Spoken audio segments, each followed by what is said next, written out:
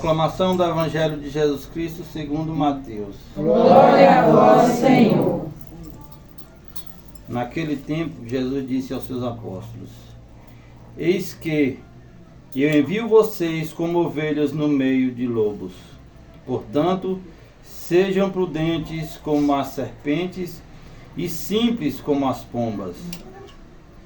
Tenham cuidado com os homens, porque eles entregarão vocês aos tribunais e açoitarão vocês nas sinagogas deles.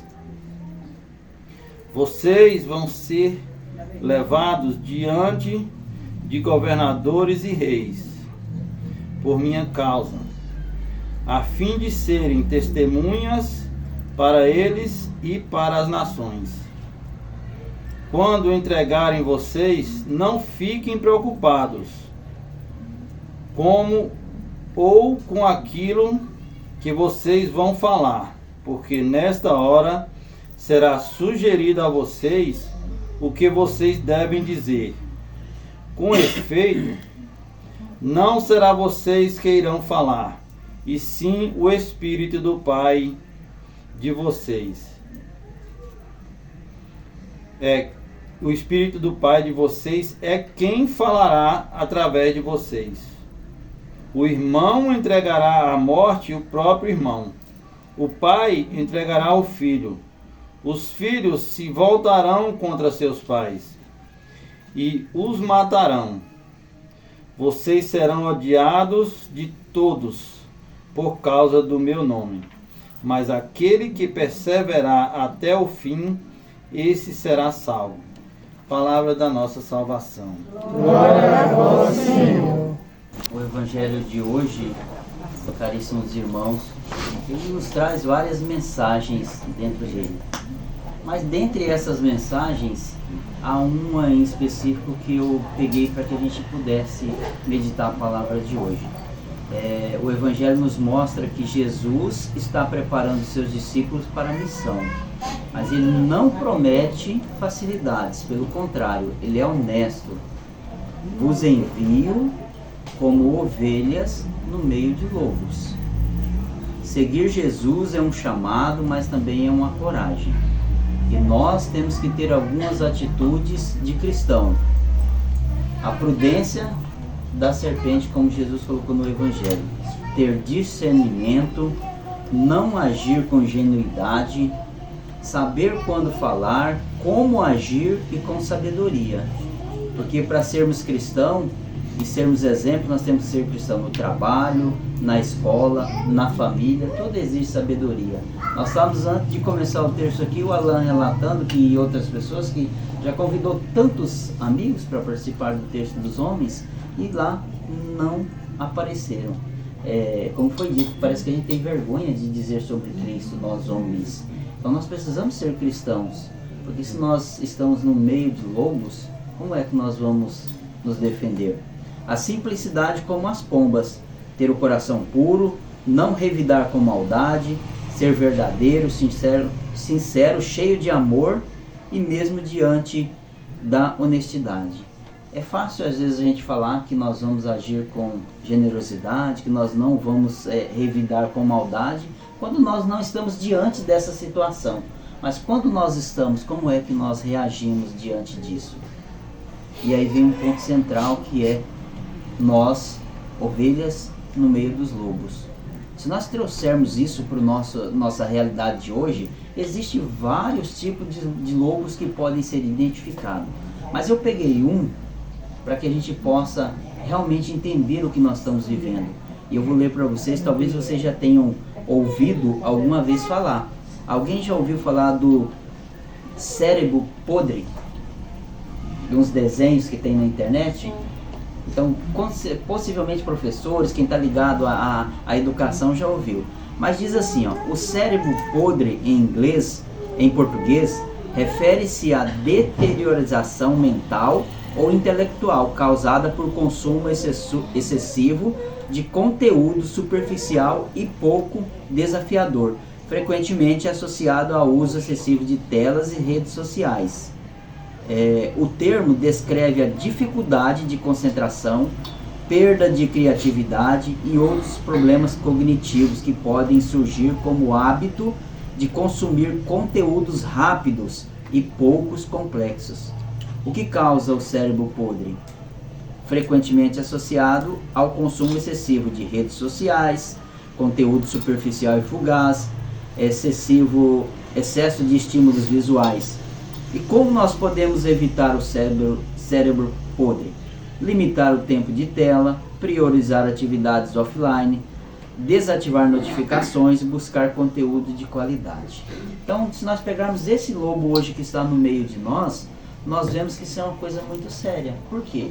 Nós, enquanto cristãos, o que é que nós temos feito para nos livrar, nos desvencilhar desses lobos, com a palavra de Jesus? Porque diz ali, e nós estamos vendo as nossas crianças fazendo consumo disso, mas diz que nós temos que limitar o tempo, nós temos que ter o tempo offline, mas quantos de nós às vezes estamos sobrecarregados, atarefados, cansaço exaustivo mental, e quando chegamos em casa os nossos filhos ainda têm energia. A gente brinca e diz assim: eu queria ter a energia das crianças, né? E as crianças estão com energia, quer brincar, quer fazer isso, quer fazer aquilo, e às vezes nós falamos não, e essas crianças vão procurar outros meios. Enquanto pai, eu tenho certeza que muitos de nós aqui, a maioria que estamos, somos pais. O que nós temos feito? Porque nós temos entregado aos nossos filhos o celular. E o que nós temos feito para monitorar isso? No meu caso, nós temos uma filha de 15 anos e temos uma que faz 8 agora. A de 15 anos, desde os 12, já faz uso de rede social, de telefones, que a gente deu. Mas o que nós fizemos? Nós monitoramos.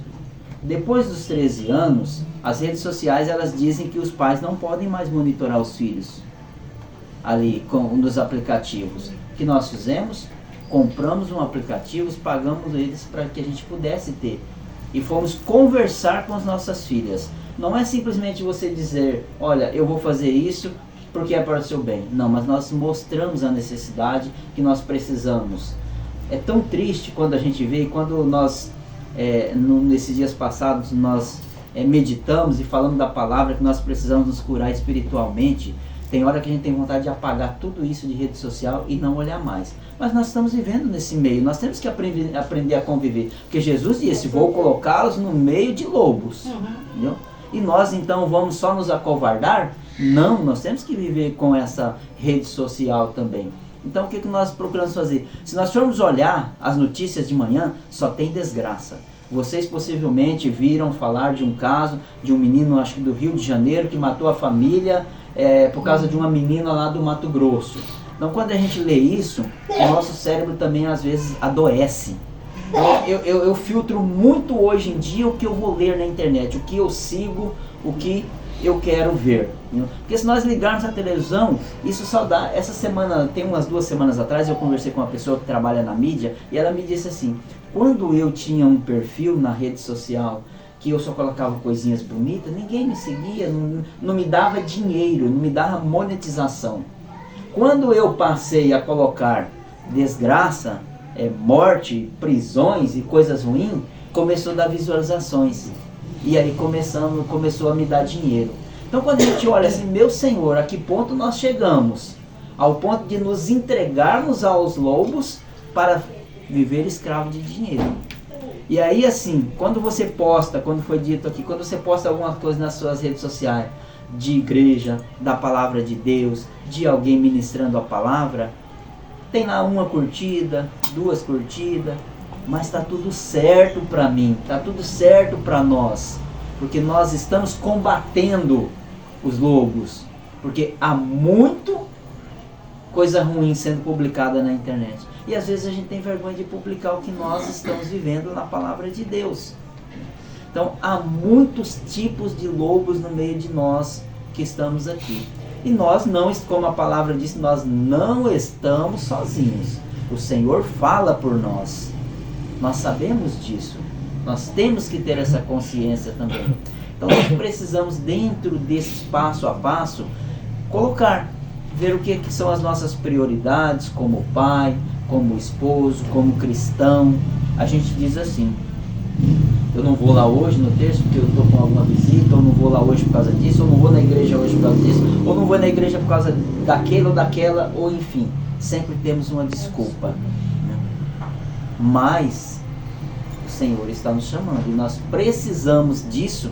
Quão bom, eu acredito que outros anos vocês tiveram essa oportunidade também de reunir as famílias, e quão bom é esse momento para nós, porque nós precisamos em família fazer mais desse momento do terço reunidos, porque às vezes fazemos lá, cá, cada um na sua casa e achamos que está bom. Não, nós temos que reunir as nossas forças, porque onde um ou mais está reunido em nome de Jesus, isso se multiplica. Hoje nós estamos aqui, nós colocamos a intenção por tantas coisas, por tantas pessoas que estão passando por tribulação, mas também colocamos por vida, por aniversários, por pessoas que estão vivendo a plenitude de Deus. E se nós começarmos a olhar só as coisas ruins, nós não teremos ânimo para levantar da nossa cama de manhã. Então vamos pedir que o Senhor nos dê sabedoria para que nós possamos viver com fé, prudência, coragem, para que não possamos desistir diante da perseguição, e da fidelidade para que nós possamos perseverar até o fim, para que nós possamos estar no meio dele. Louvado seja nosso Senhor Jesus Cristo. Para sempre seja louvado.